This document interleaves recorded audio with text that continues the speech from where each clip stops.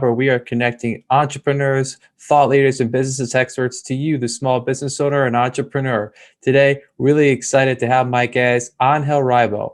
Angel is known as the CEO Confidant. He runs a business and consulting firm where they help to boost accountability, improve your sales performance, and has spent a great deal of time working on how to help remote teams become successful. In this episode, we're going to talk about Angel's background, how he come to create the CEO Confidant, what he has done over the last year to help boost teams' remote performance, and finally, how he leverages social media. We hope you enjoy this episode. Angel, welcome to the Money Talks podcast. How you doing today? Thank you very much. Thank you for having me. I'm doing great. And thank you everybody who's listening to us. Yeah, it was, thank you for being here. You and I connected several months back. We were doing a kind of a LinkedIn marketing workshop, if you will. I appreciate your feedback. You know, your content is fabulous. And that's something we'll definitely want to talk a little bit about. So without further ado, maybe just give the audience a little bit about your background. Absolutely. So, of course, I mean, I live in Plano, Texas, which is north of Dallas. I've lived here for the last 10 years. Overall, I've lived like in eight different countries throughout my life. I'm originally from near Barcelona in Spain. And basically, I do two very distinct things in my life. One is with my business consulting company. Basically, we help both corporate CEOs and established entrepreneurs to bridge the gap globally for expansion and exposure as a way to generate or to accelerate the growth of their businesses. And I started to do that basically 5 years ago when I left corporate America. And at the same time, I started also my nonprofit. I'm actually one of the 3 co-founders. And what we do is we help underprivileged kids in Latin America become entrepreneurs using the local resources. So this is in a nutshell what my life is about. Unfortunately, for the last 14 months, I have not been able to travel much for obvious reasons. It's now April 2021. But we really can't wait to resume our activities in Latin America with the kids that so much needed. That's amazing. I definitely want to learn more about that and talk about that. Thank you. Thank you. Kudos to you for doing that. It's really important. And it's amazing because I've talked to other people that I've interviewed on my podcast who are in the fintech space, and there is a lot going on as far as entrepreneurship in Latin America. So yes, I love hearing about that. And it's really interesting. So maybe go back a little bit. Of course. What was kind of, I guess, the light bulb? You know, it's really interesting because a lot of the people I interview, they've all had some role in the corporate world, if you will. And what was the light bulb for you as far as wanting to kind of bridge out, go on your own and start this great, underwrite you have? Thank you. Well, I think it's a mixture of things, right? It's not only one thing. I think that probably the most important one is that I had continuously been putting my family as a second priority in my life. And that eventually hurts the family, and for me, my family is extremely important. So I think that was probably one of the main reasons. The second reason is also, when you realize that the company was working with was bought by someone else, and then things started to change. And when you realize that people join companies for money, but they stay because of the culture. And so when you realize that, all these great things you've done in the past, unfortunately, you cannot do it there anymore. And you have to use you have to change your strategy, and you don't quite think is ethical enough or good enough, So, there were many things like this. And why wasting my time doing things that I really don't like and I don't see any future on? I think that's really important. And also, I think probably like the last thing, the last drop in the cup was probably I had a spiritual experience, literally, that also made me think, what are you doing with your life, Angel? And maybe and it was the second time in my life that I had something close to this, something that they couldn't explain with my senses. So I said, okay, so this means something. Maybe I should do something. I should take action. and I should basically move from where I am today to doing something else. And I'm obviously, in retrospect, after 5 years, it's definitely a good move. And as you know, if I've interviewed people coming from corporate, as you know, we all come out in many different ways, but we all come out with a lot of experience, right? And I think that's extremely important. I think it's important to acknowledge that we come with a lot of experience, and we have had several support systems helping us grow to be who we are. Yeah, no, thank you for that. I appreciate that, and it's great because you're right. That is an excellent point about having that experience. But then you also, it's all about jumping out or getting out of the comfort zone, if you will. We all, as you kind of alluding to, many people get very accustomed to that corporate culture, and it kind of feels safe. But you have to ask yourself, are you really happy doing what you're doing? And more often than not, people answer that question with a no, and they kind of have to grab that entrepreneurial spirit out and realize you have to, if you want to be happy, you got to make changes. Maybe that means taking some risk in your life. Mm-hmm. And as you know, every time you hear the stats about the engagement levels in corporate, it's always above 70%. So that means that at any given company, at any given point in time, you go there, you knock at the door, you see 10 people, 7 don't really like what they're doing, but they have to pay their bills, they have to pay their mortgages, they have to take their kids to college, blah, blah, blah, you name it. So, and I stayed there for 10 years, it was a long period of time, but there were people there that had been almost 30 years. Right. So, I mean, and it's not bad. I mean, I'm not saying it's bad, but right. At the end of the day, it's your decision. You decide what you want to do with your life. And also, I think that something else, now that we're thinking about things that had happened in the past in my life, I think that also I went to a Tony Robbins event, and I experienced, and there's so many things that happen in those events that are so powerful. And one of the most important messages that really changed and shook me really to the bone was the idea that, we are really here to make an impact.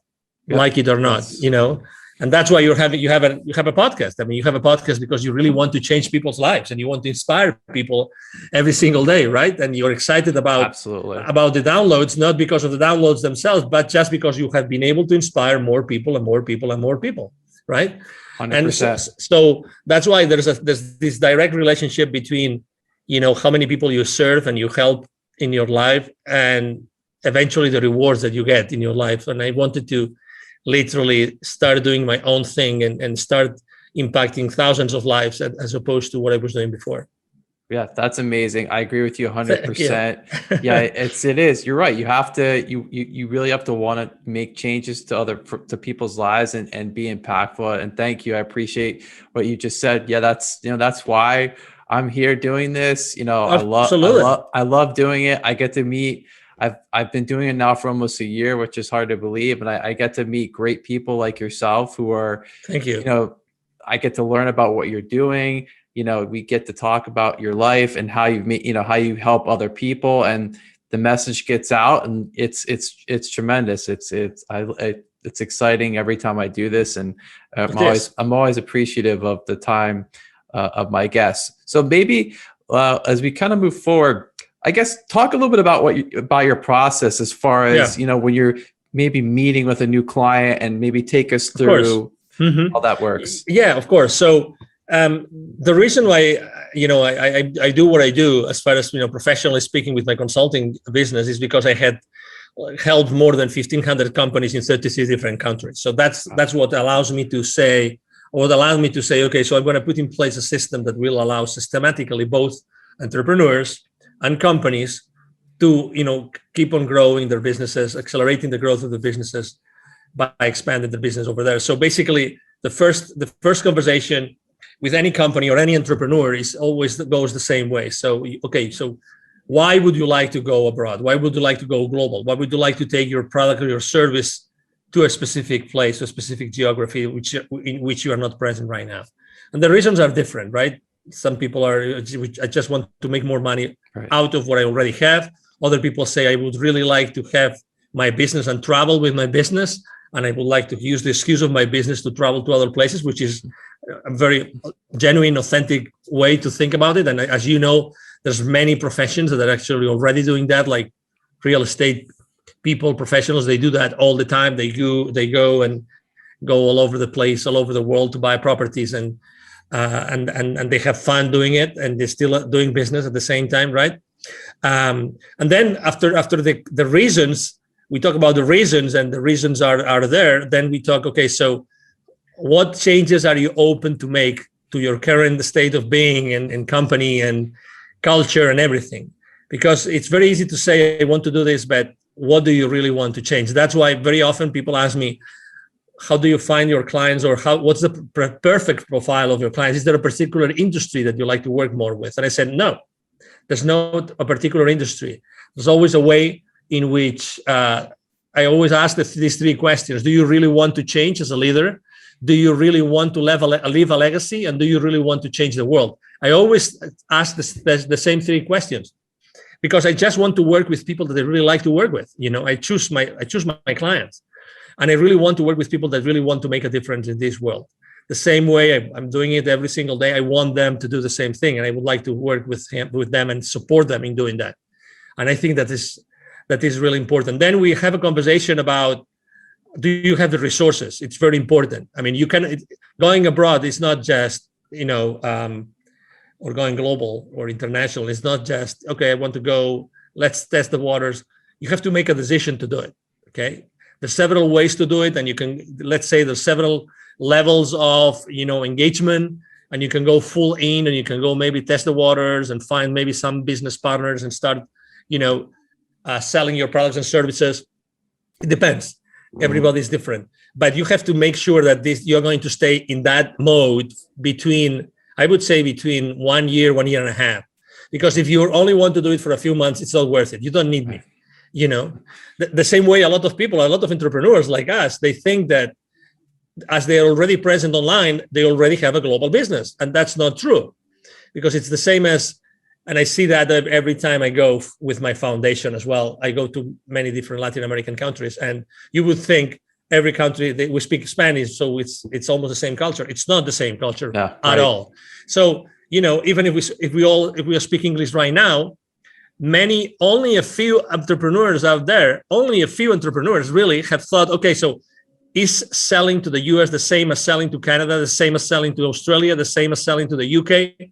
And the easy answer would be, of course it is. They all speak English. It's not true. It's not true. And talk to any advertising company who's present globally. You have any friend working on a marketing department or on an advertising large corporation that they work globally? Ask that person, do you guys really take into consideration the different cultural realities in every single geography in which you advertise your products or services? Of course they do.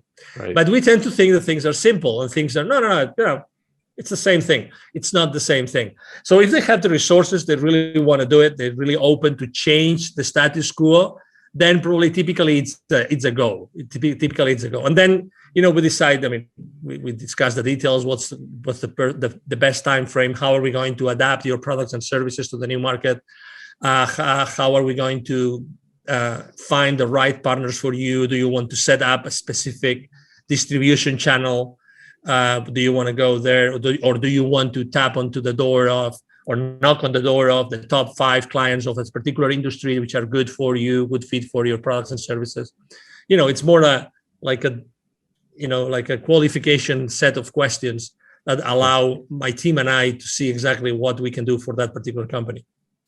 That was tremendous. Thank you for that. I really enjoyed all of it, but especially the first part, because you're very specific as to, you were talking about the 3 questions that you ask, very specific.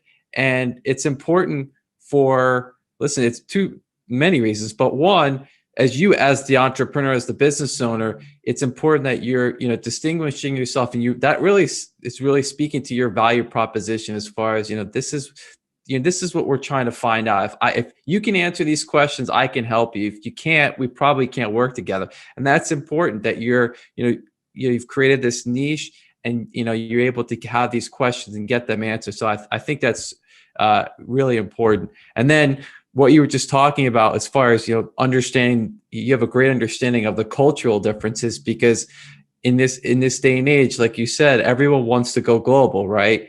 And if to your credit and to your point, it isn't that simple. Just because these languages are spoken in so many countries. If there's one thing I learned from business school, it's the cultures. So I distinctly remember these conversations having with one of the professors about how different it is to do business in these other countries, whether it's in the Far East or Latin America. It's not the same. You have to understand the cultures. And that's really important that you help people realize this right at the start. Exactly. And that's why, after so many years, 20 plus years working in 33 countries, with all the network of potential partners of my future clients that I have developed, how important it is for you that you are going to, let's say, disembark on a particular country and you already have a trustworthy partner, right, that you can start working together. That's gonna make a big difference. Going with, holding hands with someone local that knows everything, that's gonna help you and is gonna teach you everything. Obviously, in return of a margin or any other, arrangement, commercial arrangement, but still. And this is one of the most important assets that we have. We know local people in all those countries that can help, really shorten that ramp up period that they will need for their experience of going global or starting, to commercialize their products and services in that market. Yeah, 100%. Have you found, obviously we all like to forget all the events that occurred last year. They were, clearly awful, very difficult, no matter where you were in the world.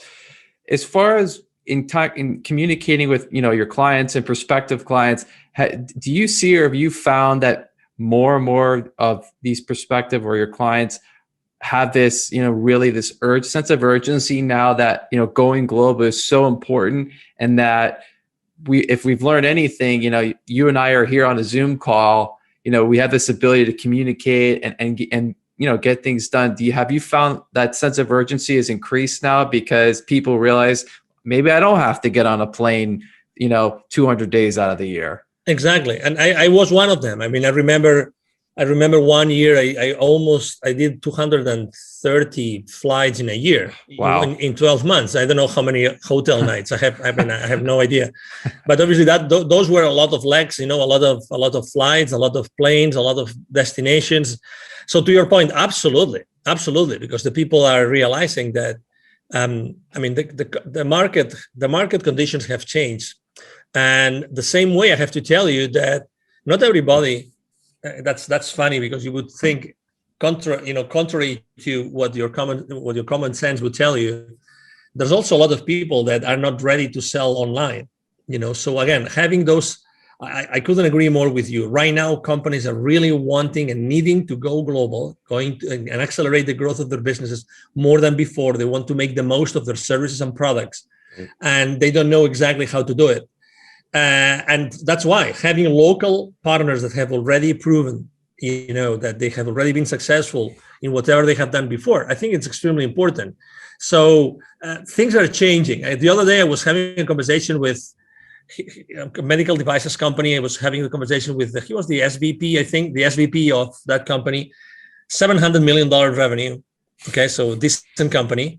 And he was complaining about the fact that he had lost, in the last 12 months, he had lost probably 3 or 4 of his top salespeople because they were not comfortable selling online. Interesting, exactly. Very interesting. So if they couldn't shake the hands of the people, they couldn't see them face to face and sit on the same table and then go have, grab lunch or whatever. Right. They couldn't keep on closing those multi-million-dollar deals. Isn't it amazing? So obviously the company, what the company is doing is providing them with online training once a week on how to sell, how to be fully present, how to do the most of this kind of interactions that you and I are having, right? How do you have to conduct yourself? Where do you have to look? What kind of conversations? What do you have to show? What you're going to show? Right. How does it have to be designed? Everything has changed. And I have to tell you also, I'm really blessed that I'm in Texas. As you know, Texas is one of the most open states in the union. I mean, we've been fully open since March. Right. All the stats are going down and down and down, every single day. But I have to tell you also that for the last 12 to 14 months, I never stopped having face-to-face meetings, ever. I had lots of coffees in coffee shops, and instead of restaurants, coffees in coffee shops, maybe short coffees, right, maybe outside in the patio, whatever, with a lot of, C-level executives here, no matter what. So that's what life is about. I mean, to be honest, you're a human being, and we have to really, everybody feels differently about what's going on in the world, but life continues. Right. And executives still have to hit certain, revenue levels and hit certain profit levels and cash flow levels, hopefully, so they can keep on growing their businesses and providing, obviously, all the employment positions and that they're offering so far. Absolutely. I mean, I think the word that comes to mind as you're just speaking, and thank you for that, is adaptable, right? I mean, people, it doesn't matter what you do for a living or what maybe you've changed and you're doing now. We've all had to have some measure of adaptability over the last year. If you, and to your point, we were just that great example of the salespeople. That executive, they need to keep the lights on at the company, if you will, right? They have to keep things going, and that's a difficult situation. We have to adapt, where we have to, we need to train these people that, listen, you may have to do this, through a camera, and that's being adaptable. I was reading a report summary yesterday about, how the future of work has been changed due to what's going on in the world right now. 3/4 of CEOs right now, they are very, very concerned. And the number one concern is, how are they going to help their employees upskill? Right. And they're not that concerned about, like hard skills. No. I'm talking about soft skills. So they don't know how they're going to do it to successfully transition their labor forces, their workforces, into a place where they can embrace new skills that are needed for the work that needs to be done today in the world, right? So, I mean, at the end of the day, we're all human beings. At the end of the day, C-level executives are the same as you and me. They have their own concerns. They're different concerns because their outreach and their levels of responsibility, depending on the size of the company, is huge. But at the end of the day, they're dealing with people and concerns related to people. Will my employees be still engaged? What do I have to do now differently compared to before, so that they keep being engaged? How do I keep them accountable? How can I have, all those questions are being asked and are not easy. I mean, in only 12, 14 months, let's say 14 months now, it's April 2021 right now, not everybody has been able to really adapt to the new situation yet. And I think that the organizations that have provided have taken the opportunity for the last few months, right, to train their workforce, are going to be the most successful ones in the future. But 100%. you can't wait. It's not like, you have like X company name, university already developed, and you have lots of courses inside. That's not the answer. The answer is, how do you make sure that you have really, really, really, engaging, multisensorial, really engaging training opportunities that every single employee is really using to keep the company afloat and to really set a strong foundation. Things are changing all the time, and people don't see that. Again, and the world of training has also changed, and it will keep on changing. And as you know, we live in a world we are being distracted all the time. We carry these smartphones, which make us, obviously, they not make us smarter, as you know, right? So they do everything but keeping us smart, right? Agreed. It's funny. I don't know if you've seen it. I forgot the name of the company. I would say the name of the company if I remembered it. There's a company that just launched a new flip phone, which it's not a smartphone, so it has zero distractions.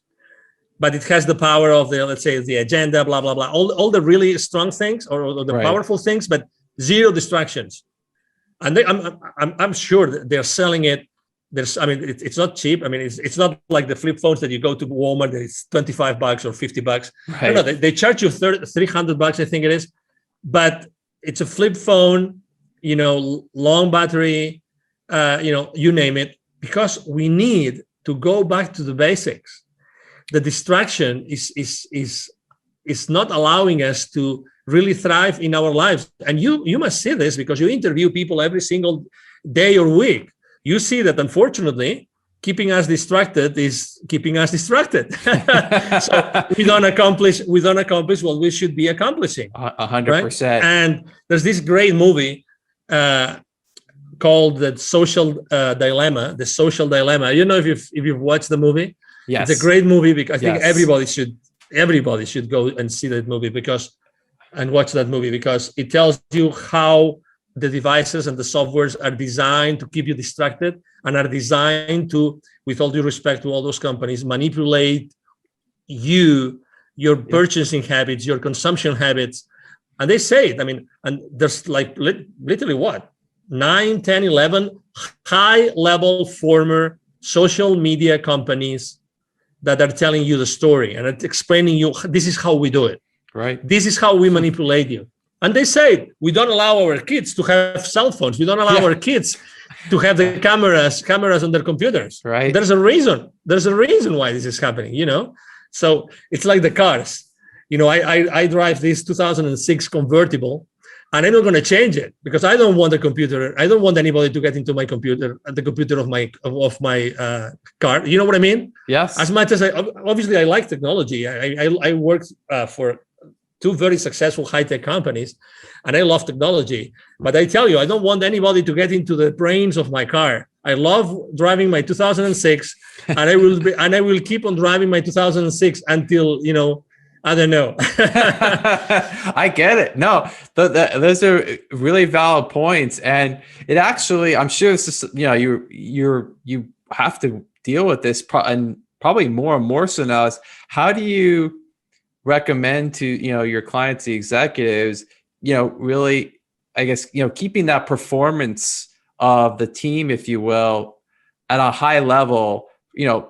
2 reasons. One, obviously now we've all been separated and predominantly we've had to work in this kind of environment. And how do you maintain that performance? And then also to what you were just talking about, this distraction, right, of this, where people just pick it up all the time. How do you, I guess, advise your clients on the best piece of advice is actually a very good friend of mine. His name is Neville Joffe. He's trained more than 20,000 C-level executives and business operators of large corporations in the world for the last 25 years.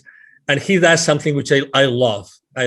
It's the deprivation test, which means, imagine, Hugh, that you and I, we do a list of everything that we do, let's say during our working hours. Let's leave our personal life aside, okay? Our working hours. We do a list. And then we say, okay, starting tomorrow, I will not do this and this and this and this. Listen, if you want, you just start with one thing. I'm not going to do that. And I will make sure we're not going to do it. And you keep on adding things. Why? Because you realize that there's a lot of things that you do that you really don't need to do. And you can probably, there's some roundabout, something that you can do instead of what you were doing. That's not going to be, sucking your energy and your time. Right. And you can still, turn around. I wanted to say that's the word I wanted to use. So you can use a turnaround and not being obliged to do that. So make a list of the things that you do. Start, the saying, I will not do this anymore. I will not do this anymore. Really, like processes that you every single day you do, and you will realize how you really don't have to do many of the things that you're already doing. And I love that test, the deprivation test. I love it because it's like looking at yourself at the mirror. Right. You can't hide. You are there. It's you. You either like yourself or you like yourself, right?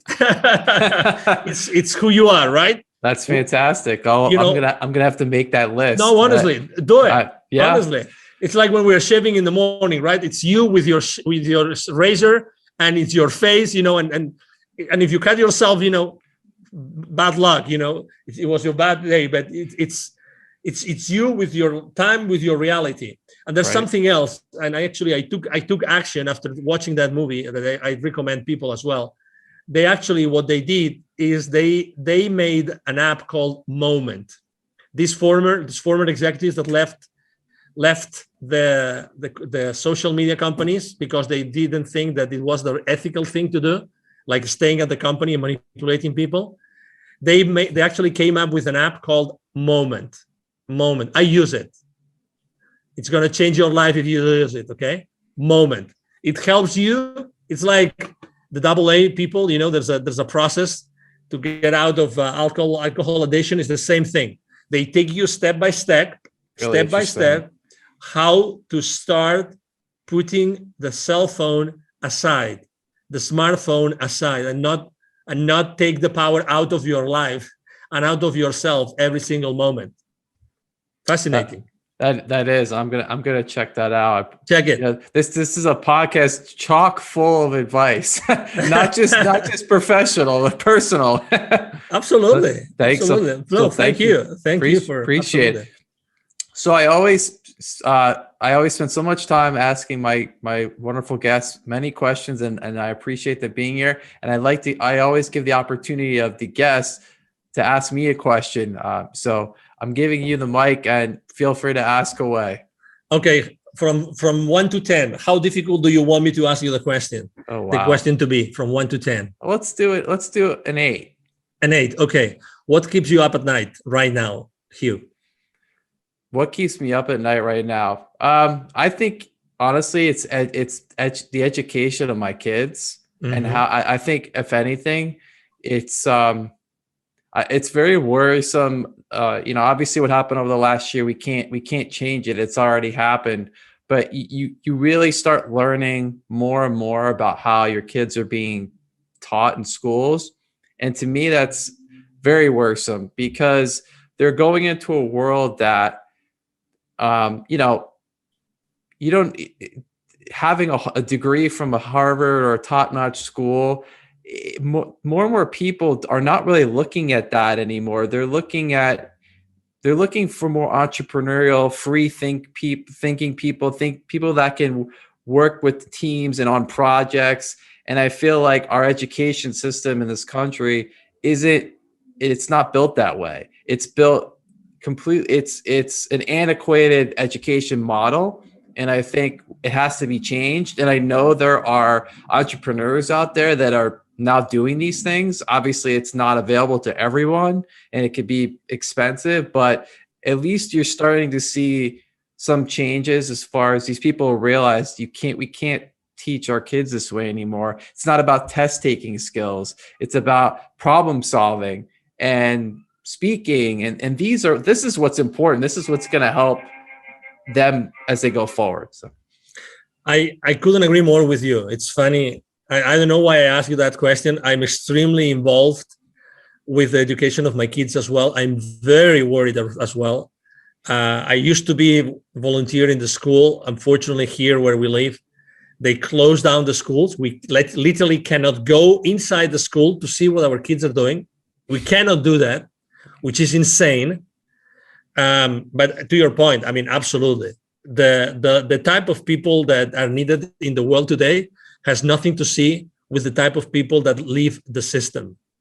And absolutely, to your point. And obviously for the last 14 months, what has happened inside the schools, unfortunately hasn't helped the kids to be smarter, brighter, feel more loved, feel more cared for, or even have a better mental health. Agreed. I mean, you talk to the therapists, talk to the counselors, and you will know.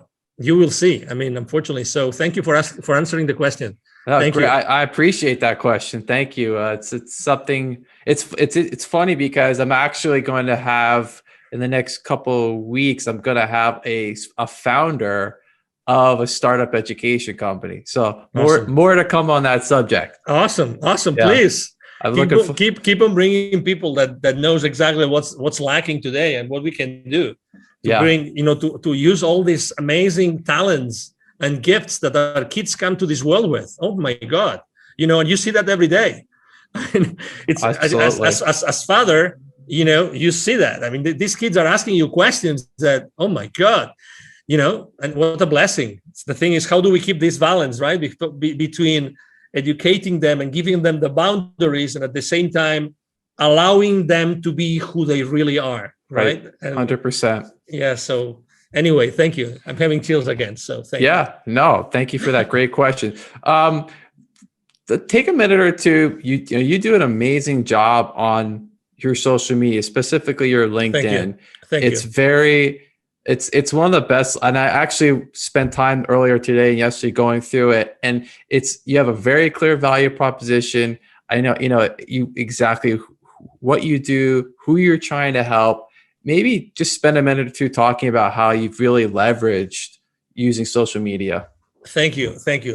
Exactly. Well, number one, I chose to start working in social media really when I left corporate America. I think that in general, in the corporate world, social media is not used a lot, or is used very well. The first thing I thought was, okay, so what is my audience, right? So who do I want to serve and where they are? And it's funny how, obviously, I immediately decided, okay, so it's LinkedIn. I only had a few hundred connections, nothing else. And I said, but I want to really make a difference here on LinkedIn. And then I started to think, okay, so if my audience is here, how am I going to talk to them? And one of the things I always repeat myself and that I learned, and I have had also very good teachers throughout this time, is that number one, have you noticed that when you go to Google and look for a particular person, you throw a name in the box? One of the first line items is actually LinkedIn. Right. So you are in Google, Googling someone's name, and LinkedIn lines show up as the first one. So what I'm trying to tell you is LinkedIn is not a place where you look for a job only. LinkedIn is a search tool. LinkedIn is a search tool. Okay. So just that I think that's going to help you think differently about LinkedIn. Number one. Number two, I said, okay, so what am I going to share? I mean, I was able to have little by little, I built a team, and I have a team working with me. As you have seen, I have, video editors, I have graphic designers. I'm every single day online, every single day. So the content that I am posting is always a content, number one, that's going to grab the attention of my audience. Number two, it's going to be more related to the human being who is behind an executive than the executive that is concerned about 20 different business aspects. So I'm trying to really keep everything at a very human level and connect with the people at the very human level. So you will see that obviously sometimes I speak about business and sometimes I give visibility and exposure to businesses, and because actually it's part of my business value proposition. But I try to be really very close to the human beings behind the people that I want to attract to my timeline, right? To my feed. Right. And we all have options, as you know, we all have options. And also I use, and not many people do it, I not only post every day, like normal posts, I use video a lot, I use graphics, I use cartoons. I also create posters for the story. There's a story, like the WhatsApp story, the Facebook story, or the Instagram story. There's a story on LinkedIn. Right. And again, you have to change it every single day. But again, it's another place where people go and they just see, for instance, I am obsessed personally about what's going to happen tomorrow. I want to be the first one to tell everybody on my timeline what day is going to be tomorrow. So for instance, tomorrow, I forgot what day is it going to be tomorrow, but Saturday. So it's going to be Saturday, but I don't remember. It's going to be the National Something Day. Okay. So I am always talking about what day is it going to be tomorrow. So now I could go to LinkedIn and I will see that my team posted about what national or international day is it going to be tomorrow. And as opposed to do what everybody does, which is posting about what international day is it today, I always do about what international day is going to be tomorrow, just because I want to give my audience a head start, so they go to the office and they already know what's going to be tomorrow. Or maybe if someone needs to buy something or needs to do something, they have one day head start to do that. You know what I mean? Absolutely. And again, and there's days which I talk about innovation, about creativity. I talk a lot about building bridges, because I think that for the last 14 months, a lot of bridges have been burned. Right. And I think that we have to build bridges. So that's another important part of my strategy. And the third one is really when I reach out to people to connect with me, which, by the way, it's more and more difficult on LinkedIn. Just this week, they limited the number of people you can connect with. I always try to connect with a very short initial message. Right. The connection request message is always very short, as if I was on a face-to-face meeting and I was meeting that person on a networking event, literally. Okay. So I always say something like, I would like to connect with you. So might we help each other? We might be able to help each other in the future. Or I just say, I would like to connect with this kind of leaders. So you are already filtering the people that you connect with. Right. You don't want to connect with everybody. No, right? That's right. Exactly. So again, you have to be strategic about what you do online. So those would be probably like the top 3 pieces of advice I would like to share with the audience. And I'm very consistent on, if you go to Facebook, you go to Instagram, you go to Twitter, you go to WhatsApp, you will see that I have the exact same message every single day on all my social media outlets. So I'm very consistent.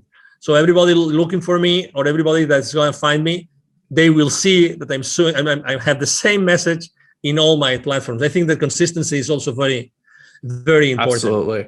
Huge. 100%. Well, and I always conclude my episodes with pieces of actionable advice, and you've outdone yourself and done a great job here. I appreciate you doing that.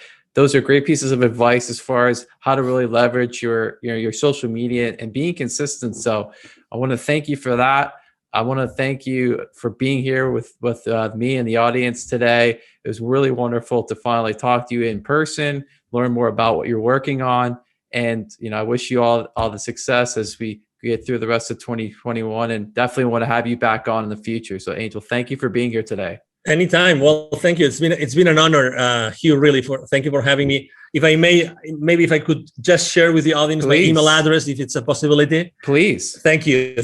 So just, besides going to social media and, writing a message, which I'm going to answer, because we answer every single message. My email address is very easy. I'm going to share my personal email address, the direct, which is Angel, ANGEL, at angelribo.com. Ribo is my last name. It's 4 letters, R-I-B as in boy, O. Again, Angel at angelribo.com. And really, it's been a pleasure to have this conversation with you, Hugh. I've enjoyed the conversation a lot. And obviously, thank you, everybody who's watching us today. Thank you again, Angel. It was great to have you. Really appreciate your time and thoughts. Remember, everyone, we'll be back next week with another episode of Money Talks. Please like and subscribe on our YouTube channel. We'll be back next week. This is Money Talks. I'm Hugh Meyer. Take care.